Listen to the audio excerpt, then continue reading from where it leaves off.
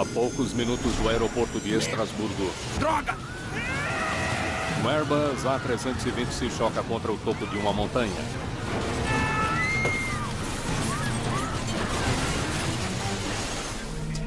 Delta Alpha, qual a posição?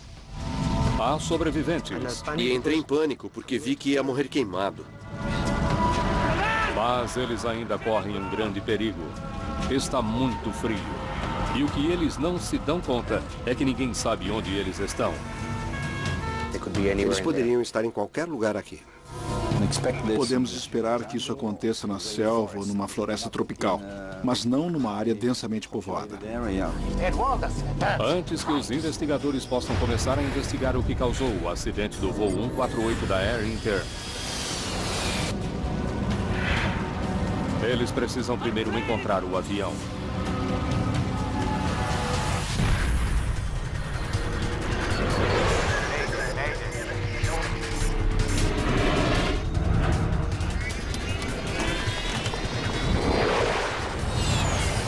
Mayday, desastres aéreos.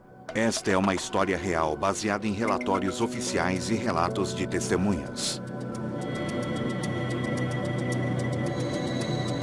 Fora de curso.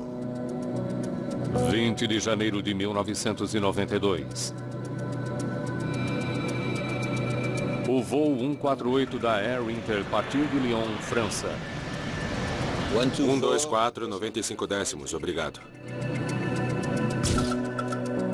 O comandante Christian Eke e o copiloto Joël Cherubin são pilotos experientes com mais de 12 mil horas de voo entre eles. O voo é uma viagem rápida entre Lyon, no centro da França, e a cidade de Estrasburgo, na montanhosa região da Alsácia. A companhia aérea francesa Air Inter, que atende principalmente quem viaja a trabalho, se orgulha de ser pontual. As equipes são incentivadas a evitar atrasos, como explica o ex-piloto da Air Inter, Gerard Arnoux. Éramos conhecidos por nosso curto turnaround. E quanto mais rápido voássemos, melhores eram os nossos salários.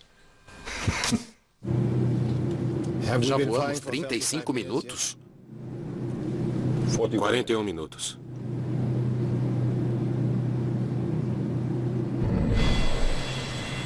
A tripulação está pilotando um Airbus A320, um dos aviões comerciais com a tecnologia mais avançada do mundo.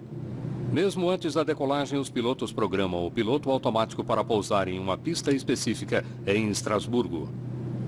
A cabine do A320 também é muito diferente da de outros aviões. Em vez de medidores analógicos, os pilotos usam principalmente displays digitais. Estrasburgo, boa noite. Pista em uso 05. Nível de transição 50. Vento 040 em 18 nós. Visibilidade de 10 quilômetros. A gravação do aeroporto de Estrasburgo informa a tripulação acerca de uma mudança de planos. Devido aos ventos fortes e ao mau tempo, eles terão de pousar em uma pista alternativa 05 em serviço. e não na pista programada no piloto automático. 05.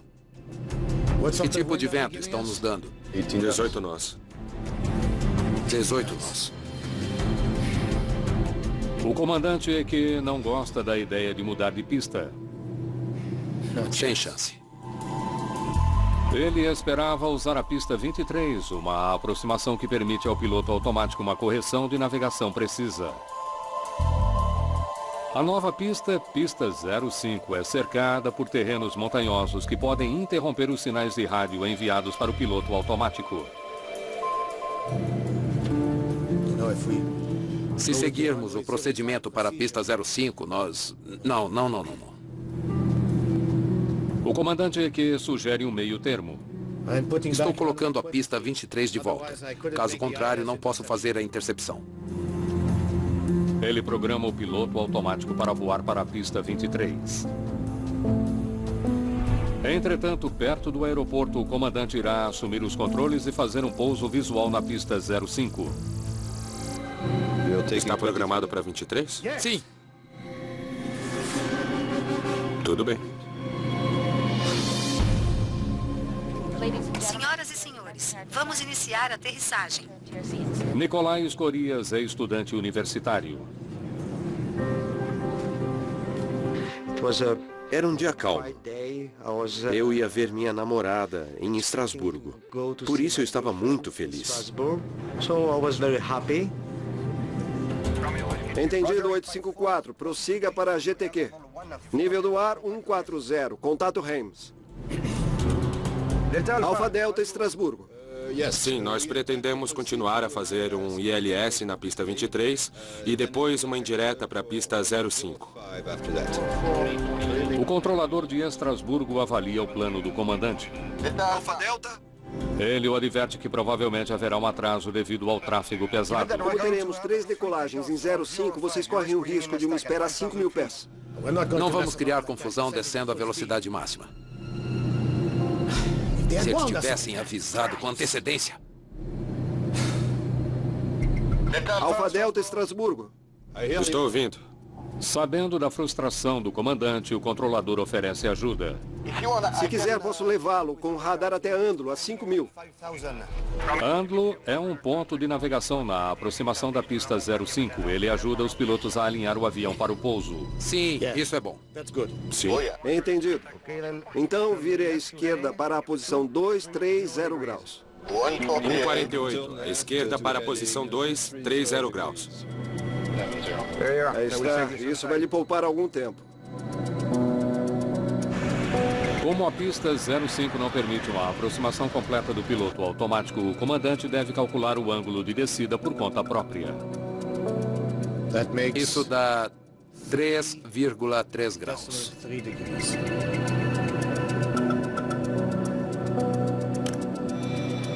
Então, 3,3 graus é um ângulo de voo normal que fornece uma boa inclinação para o pouso. Doucement, la bonne pente, voilà. Senhoras e senhores, continuamos nossa descida. O voo de Lyon para Estrasburgo foi bastante curto. Acho que 50 ou 45 minutos. Nada de especial. Foi tudo muito normal e muito comum. Obrigado. Vire à esquerda, vire 90. 90 graus, Delta Alfa. O controlador conversa com o voo 148 durante a última volta para alinhar o avião com a pista, agora a 25 quilômetros de distância. E então, o copiloto Cherubin percebe que o avião está ligeiramente fora do curso. Você está indo para dentro. Você está dentro. Deveria ter começado com 070. Sim. Pelo menos.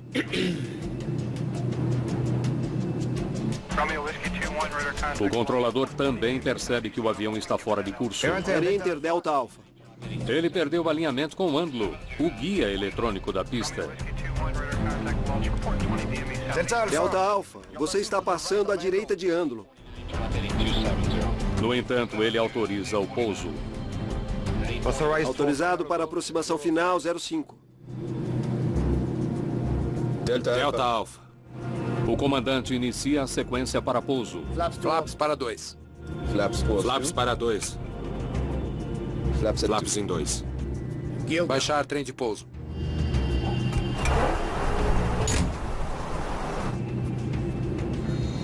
Senhoras e senhores, aterrissaremos em alguns minutos. EQ percebe que o avião está indo rápido demais. E então, com os freios de velocidade, altera o fluxo de ar sobre a asa, ajudando a criar mais arrasto para diminuir a velocidade do avião. Temos de ter cuidado com a descida. Eixo de abordagem. O copiloto está mais preocupado com a posição horizontal em relação à pista. Estava em 60, veja. Mas antes que a tripulação consiga ajustar o curso... Droga!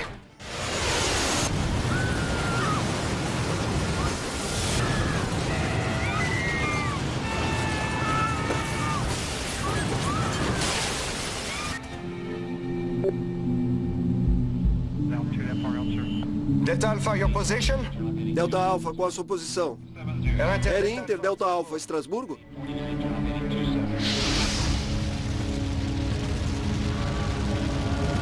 A queda é catastrófica. O A-320 chocou-se contra a encosta de uma montanha. Delta Alpha, qual a sua posição? O voo 148 não está mais no radar. E também não responde por rádio. É declarada emergência no aeroporto de Estrasburgo. É o último contato que temos. Estavam a cerca de 20 quilômetros do aeroporto. Funcionários precisam identificar o local do acidente, mas isso não é tão fácil quanto parece. O radar do aeroporto não é gravado. Nenhum sinal de emergência foi emitido pelo avião.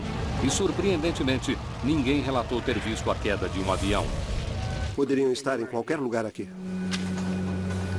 A área de busca proposta abrange mais de 20 quilômetros quadrados de floresta fechada nos arredores de Estrasburgo.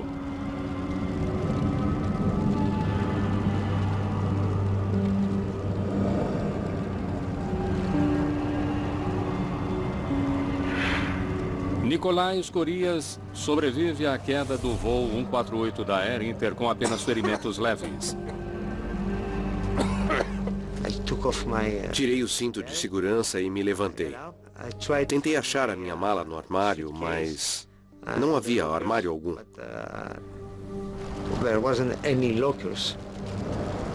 Percebi que eu estava vivo. Tínhamos sofrido um acidente. Vi o fogo na minha frente e entrei em pânico porque pensei comigo mesmo: vou morrer queimado. Fui para o fundo do avião, para o que restava do avião.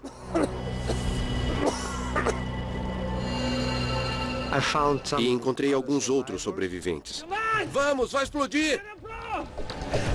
Eu estava com medo da explosão, estava em pânico. Com um cheiro de vazamento de combustível de jato no ar, os sobreviventes se afastam do avião em chamas. Ficamos juntos esperando o resgate. Mas a espera será maior do que qualquer um poderia imaginar. A primeira reação que tivemos depois do acidente foi: tudo bem, em meia hora, uma hora, na pior das hipóteses, a equipe de resgate estará aqui. Mas eles não chegaram. Uma hora depois do acidente, as equipes de resgate ainda não têm ideia de onde estão os destroços.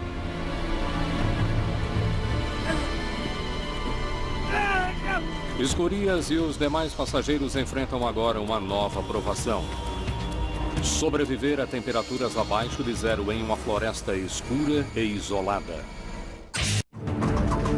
2h30 depois que o voo 148 desapareceu dos radares, próximo do aeroporto de Estrasburgo, o avião desaparecido ainda não foi localizado. Em meio à crescente tensão, o Bureau de Investigação de Acidentes da França, o BEA, envia seu principal investigador, Jean Parrier. Imediatamente chamei meus 2 investigadores principais e organizamos a equipe. Nos preparamos para correr até o local, tão logo ele fosse identificado. A demora parece uma eternidade. Surpreendentemente, um tanto longa.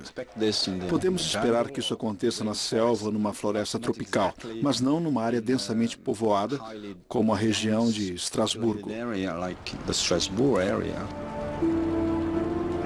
Sem ajuda à vista, Scorias volta até os destroços para procurar mais sobreviventes.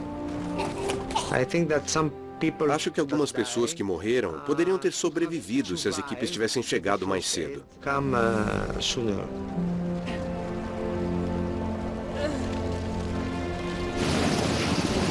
Quase 1000 pessoas buscam pelo avião desaparecido.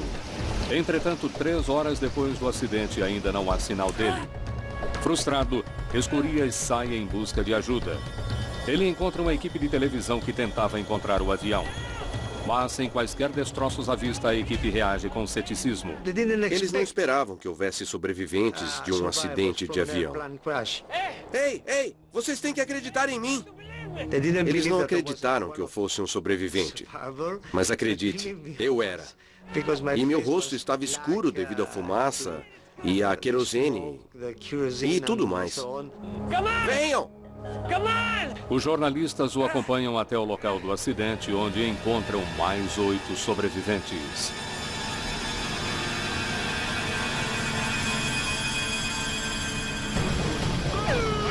Finalmente chega a primeira equipe de resgate.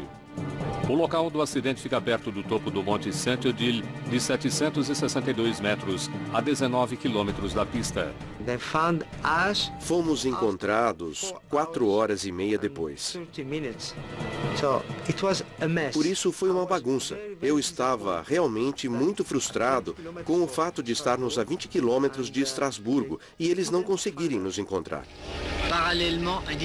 Um total de 87 passageiros e tripulantes morreram, incluindo o piloto e o copiloto. Os sobreviventes começam a contar suas histórias, mas ninguém dá qualquer informação capaz de explicar a queda do avião. Eu não sei o que aconteceu. Estávamos aterrissando, fiquei inconsciente. Acho que batemos em árvores.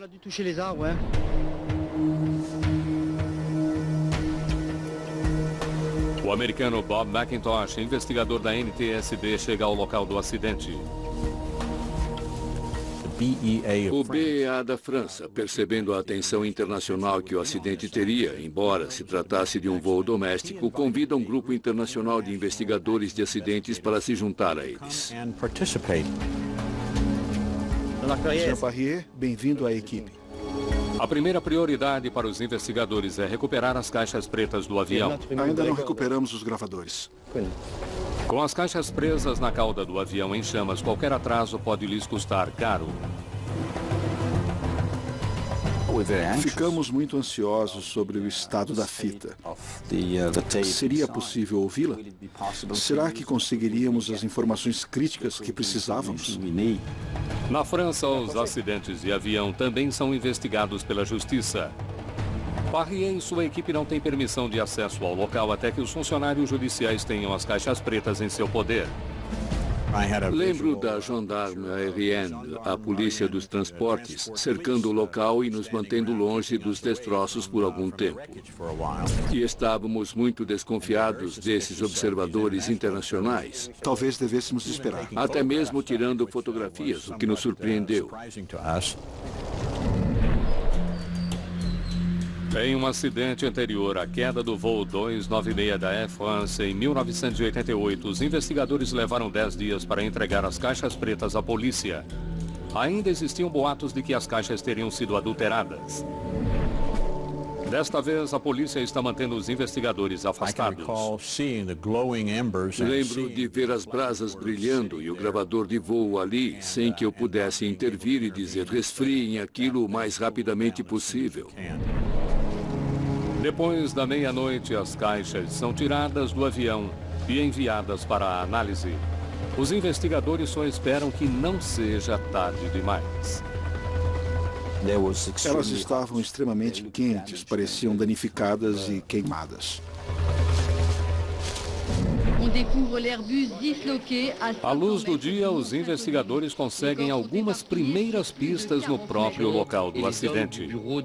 Eles descobrem por que o localizador de emergência do avião não enviara um sinal. Na verdade, ele fora destruído pelo impacto. O localizador fica dentro do cockpit e é projetado para começar a trabalhar depois de um acidente. Sua falha sugere um impacto extraordinariamente forte contra o solo. Era possível perceber que o avião estava inclinado de forma incomum na descida. Os investigadores examinam os motores para ver se podem ter parado antes do impacto. Se você encontra lâminas curvadas e muita madeira sugada para dentro dos motores, isso é indicação de que os motores estavam funcionando corretamente. E é exatamente isso que eles encontram. Certamente os motores estavam funcionando. Apesar disso, o avião se chocou contra a encosta de uma montanha, sem nunca enviar um sinal de socorro. Os investigadores estão intrigados. Eles esperam que a caixa que gravou os dados do voo os ajude a resolver o mistério. Aqueles gravadores em especial tinham o melhor registro de sobrevivência de qualquer gravador. Eles eram de primeira linha no que se referia à resistência. As caixas pretas são projetadas para resistir a temperaturas de até 1.100 graus Celsius durante meia hora. O gravador dentro delas é protegido por uma cápsula cheia de água.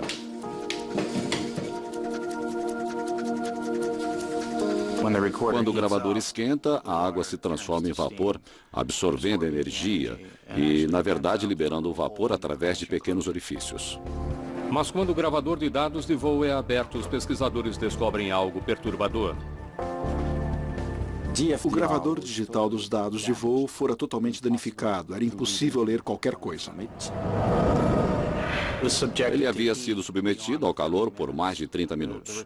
O gravador não fora projetado para suportar aquele tipo de calor contínuo. Portanto, ficamos muito decepcionados. Agora há apenas uma esperança de recuperar o gravador de dados do voo, um dispositivo chamado gravador de acesso rápido ou QAR.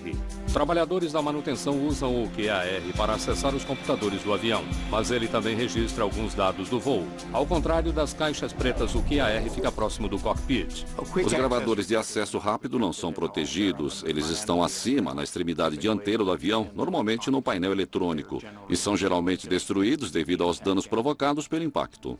Os investigadores sentem-se motivados ao descobrirem que, neste caso, o QAR sobrevivera.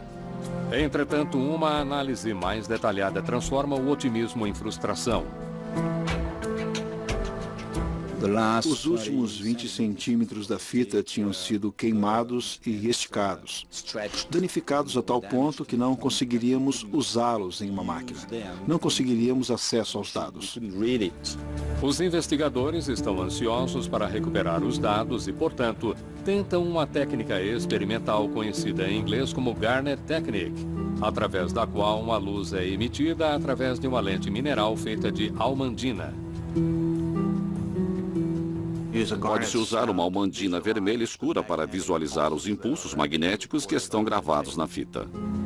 A lente especial ajuda os técnicos a diferenciar entre os pulsos magnéticos positivos e negativos que se traduzem em dígitos binários ou bits. Há 780 bits por segundo, ou seja, muitos zeros e uns. Você tem de ser muito preciso ao movimentar a fita sob a lente ou a almandina, para não perder um bit ou ler o mesmo bit duas vezes. Portanto, é difícil. A análise dos dados é um trabalho ainda mais meticuloso.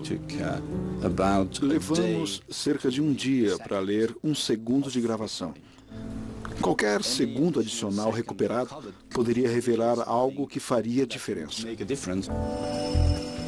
O esforço para recuperar todos os dados do QAR pode demorar um mês ou mais.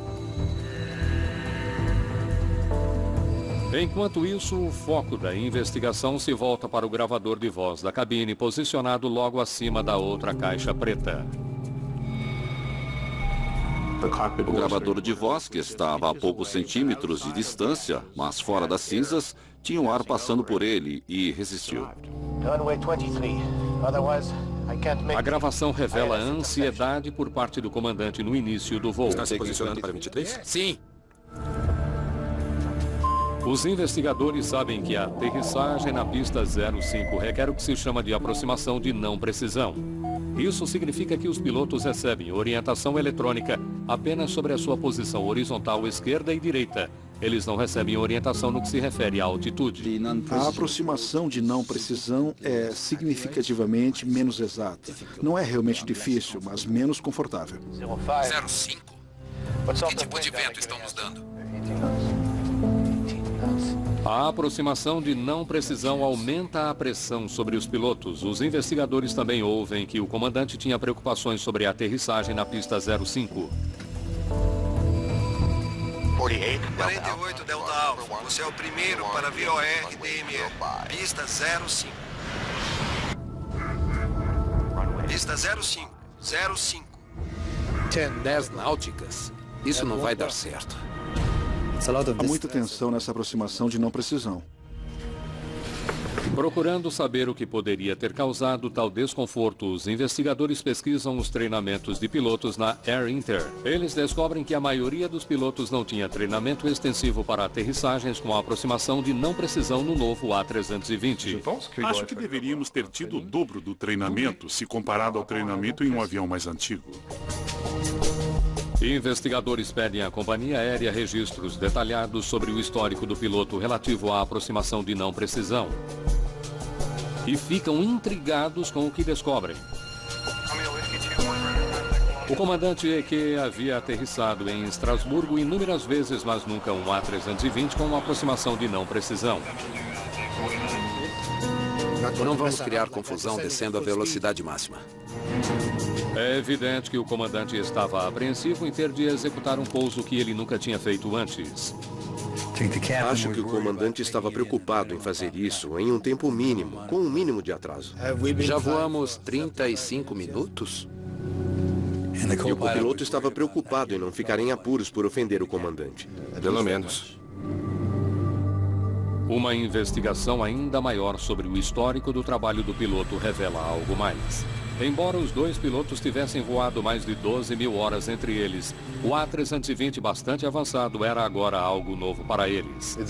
A comunidade da aviação não compreender a magnitude das mudanças trazidas pelo novo Airbus A320.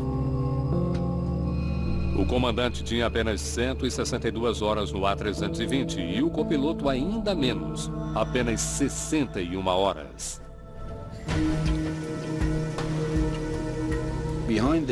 Por trás do acidente, há uma questão de confiança da equipe em si mesma e na aeronave. 18 nós? Sem chance.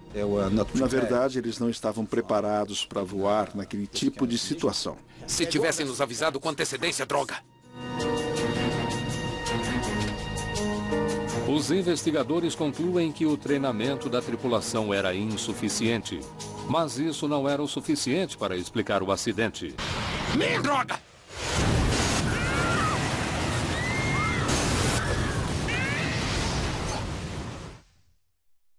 Investigadores buscam outros fatores para a queda do voo 148. Eles analisam as conversas entre a tripulação e os controladores de tráfego aéreo.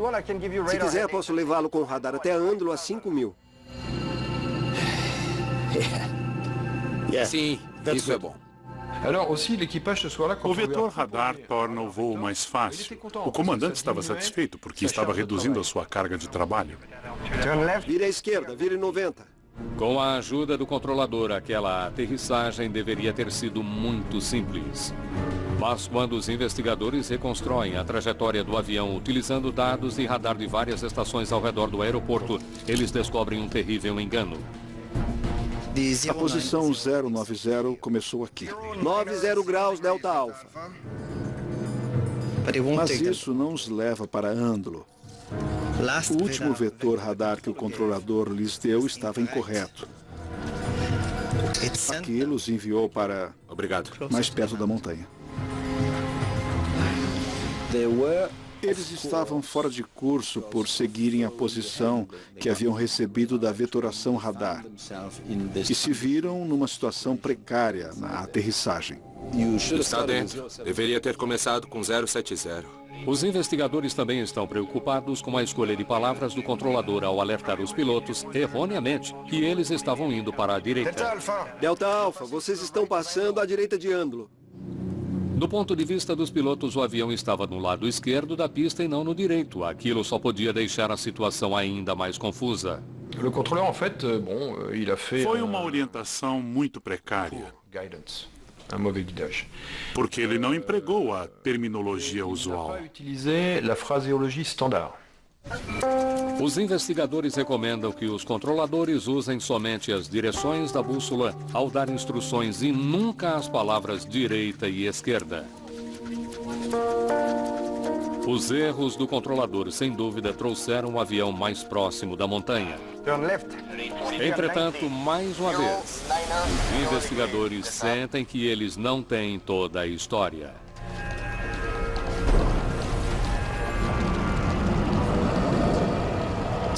Não é algo totalmente incomum iniciar uma descida a partir desta situação. Flaps para 2. Flaps para 2. Não é o que você espera fazer todos os dias, mas não está fora dos limites dessa aproximação. Ao estudarem a reconstrução do plano de voo do avião, os investigadores descobrem algo ainda mais alarmante do que a equivocada direção horizontal do avião. Quando circulava a montanha, o avião entrou inexplicavelmente em uma descida perigosamente inclinada e rápida. Talvez 2,5 vezes o índice normal de descida. Aquilo é letal naquela altitude. Se a descida não tivesse sido acentuada, eles não teriam se chocado contra a montanha.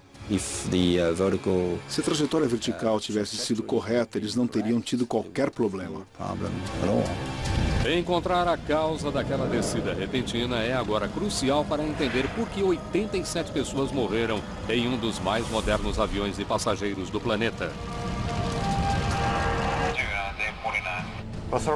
Autorizado para aproximação final 05. A descida foi iniciada às 1.800 horas, 19 minutos e 38 segundos. Aquele Alfa Delta. É o ponto de não retorno.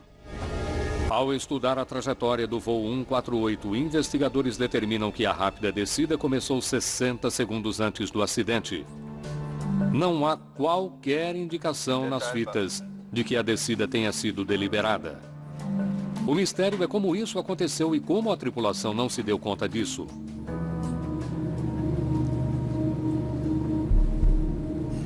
Manter o controle da altitude deveria ser algo simples. O altímetro do cockpit dá aos pilotos uma leitura constante da altitude. O altímetro é um instrumento muito preciso. Ele se tornou muito confiável e tem uma precisão entre 5 ou 10 pés. Ignorá-lo seria um grande erro em termos de protocolo de voo. Flaps para 2. A gravação revela apenas uma única observação da equipe sobre a descida. Temos de prestar atenção na descida. Ela ocorreu 16 segundos antes do acidente. O comandante tinha acabado de usar os freios de velocidade. O avião estava acelerando de maneira anormal. O comandante começou a perceber que havia algo de errado com o ritmo da descida. Mas o copiloto mudou de assunto. Eixo de aproximação. Estamos cerca de meio ponto fora do eixo. Ali. Estava em 60, veja isso. Ele voltou a atenção do comandante para a situação lateral e não para a situação vertical, que era o principal, claro. E os dois não perceberam o problema. Acho que eles estavam planejando atravessar as nuvens para conseguirem ver a pista e não precisariam da aproximação por instrumento completa. Estava em 60, veja.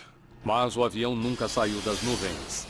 Há um velho ditado na aviação: pedras se escondem por trás das nuvens. Droga!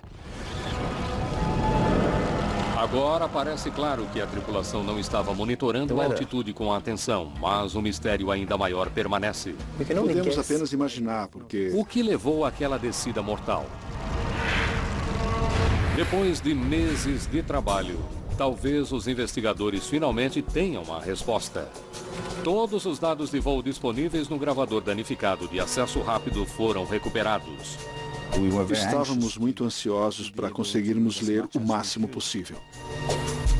Os dados confirmam que pouco antes do acidente o avião estava em alta velocidade em direção ao solo a uma velocidade altíssima de 3.300 pés por minuto.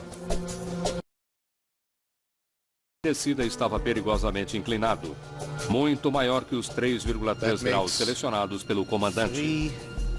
3,3 graus. É uma grande diferença. Agora, investigadores se perguntam se teria havido um mau funcionamento do piloto automático. Será que de alguma forma ele não obedecera o ângulo de descida do comandante e enviar o avião em um mergulho mortal? Mas como ele estava antes do acidente? Infelizmente, a unidade de controle de voo que abriga o piloto automático está muito danificada para fornecer quaisquer respostas definitivas. Nunca conseguiríamos demonstrar que este FCU, nesta aeronave, durante esse voo, funcionara corretamente ou não. Mas então, ao analisar novamente os dados de voo, Parrier descobre algo que pode finalmente revelar a causa do acidente. Ele percebe uma semelhança entre dois números importantes. O do plano vertical de velocidade de 3.300 pés por minuto e o do ângulo do trajeto de voo traçado, 3,3 graus. Coincidência? Parrier usa um simulador de voo para testar uma nova teoria. Poderia mostrar uma descida de 3.300 pés por minuto? Ele acredita que a semelhança não é mera coincidência. No piloto automático existem dois modos de descida: o ângulo de trajetória de voo e a velocidade vertical. No entanto, eles são exibidos no mesmo mostrador.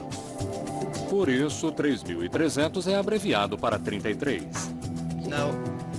Agora mostre-me o ângulo de voo de menos 3,3 graus. O problema naquela aeronave era que os dois valores eram visíveis no mesmo mostrador e eram controlados pelo mesmo botão. 3,3 graus. 3,3 graus. Parrier suspeita que a exibição confusa confundiu o comandante Eke.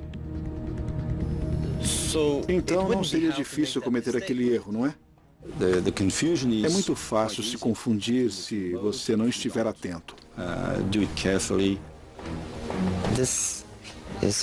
Se o comandante não conseguiu empurrar o seletor de modo, então, ao solicitar 33, isso não teria iniciado um ângulo de descida seguro de 3,3.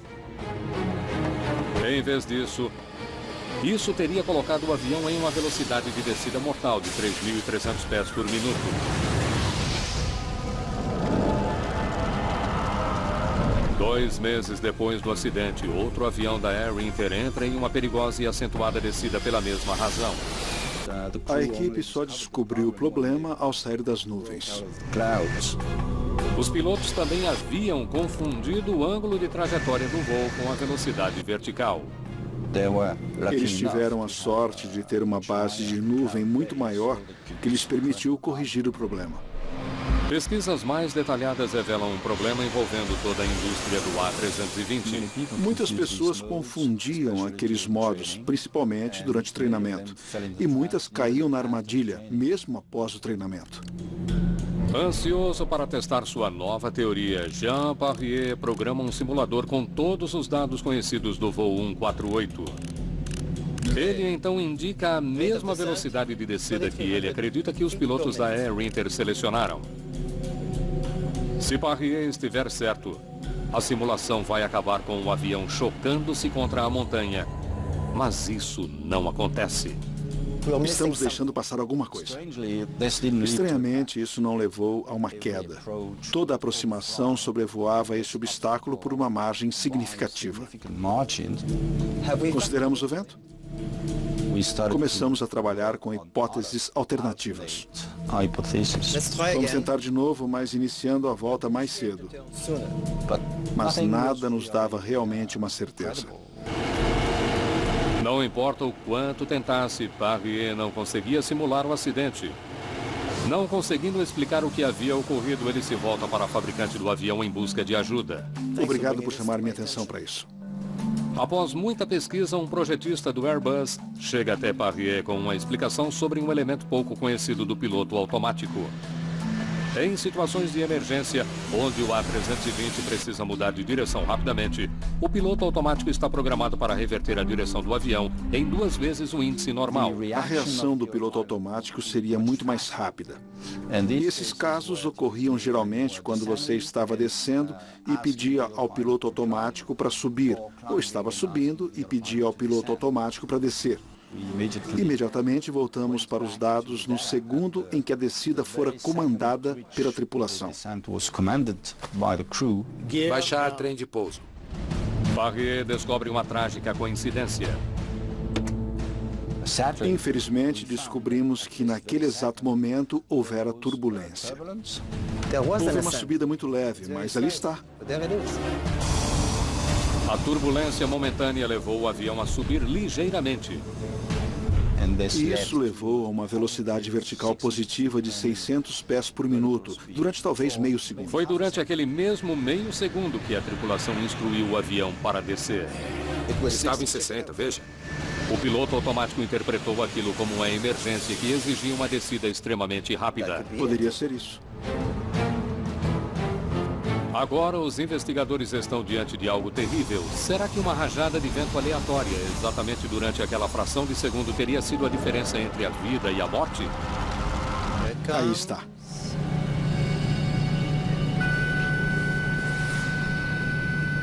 E temos um acidente. A teoria de Barrier explica todos os aspectos do acidente, a confusão da tripulação com a exibição do piloto automático 3,3 graus. Levou o avião a descer perigosamente para perto da montanha. Turbulência e um recurso de segurança confuso levaram o avião ainda mais perto, uma combinação fatal. É uma lição fascinante sobre a dimensão aleatória de acidentes. Meio segundo antes, meio segundo depois, e o acidente não teria acontecido. A descoberta de uma informação confusa no cockpit tem enormes implicações para toda a indústria. A instrumentação de voo da aeronave, como o DC-10, MD-11, o 7-4 e assim por diante, todos os produtos da Boeing, todos os aviões comerciais que estavam usando aquele conjunto de aviônicos, tinham essa vulnerabilidade. Agora, os investigadores enfrentam uma pergunta assustadora que afeta a segurança das aeronaves em todo o mundo. Se o design da interface do piloto automático não for alterada, quantas outras pessoas poderiam morrer?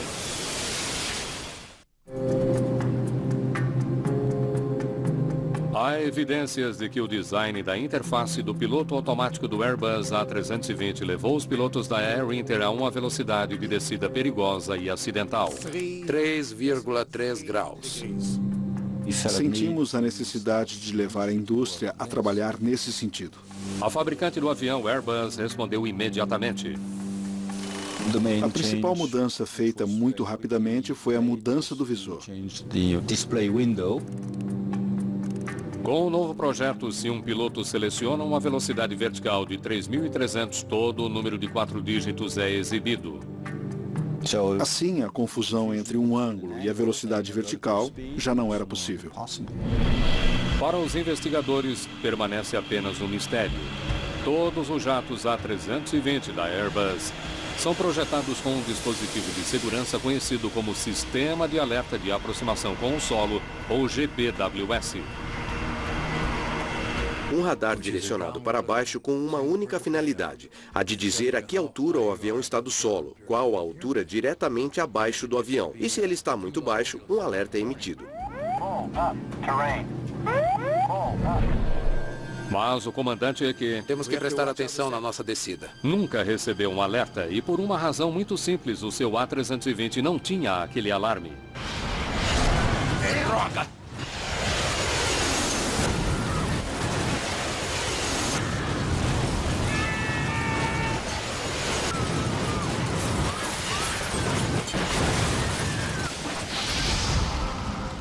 Naturalmente, a primeira pergunta foi: por que a aeronave não tinha tal alerta? Então isso não é parte da lista mínima de equipamento? A gerência da Air Inter havia decidido que não gostava dos falsos avisos produzidos pelo equipamento de GPWS. Normalmente, a maioria dos aviões voa a uma velocidade inferior a 250 nós quando estão a menos de 10 mil pés, mas nós voávamos a 350 nós até a aproximação final.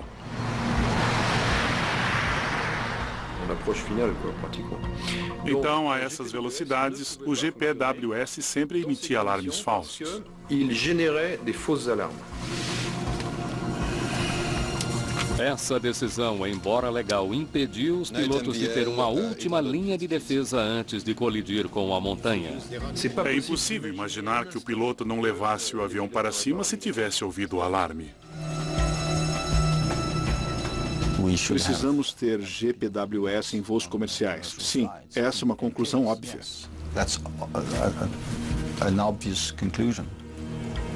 O relatório irá apresentar uma lista dessas causas.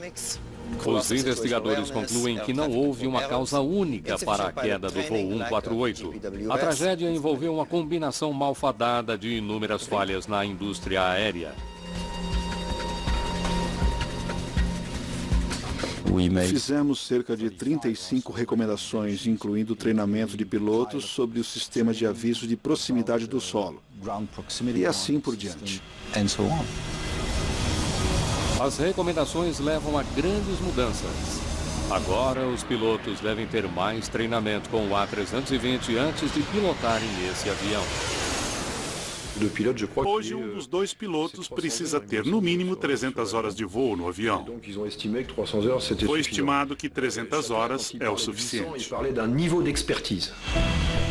Outra mudança foi a concepção de uma caixa preta mais resistente ao calor.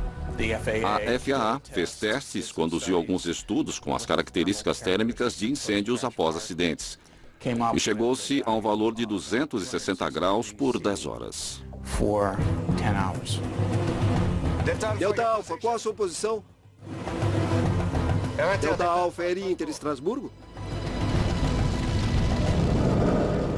Como resultado do acidente de Estrasburgo, hoje o A320 é um avião mais seguro.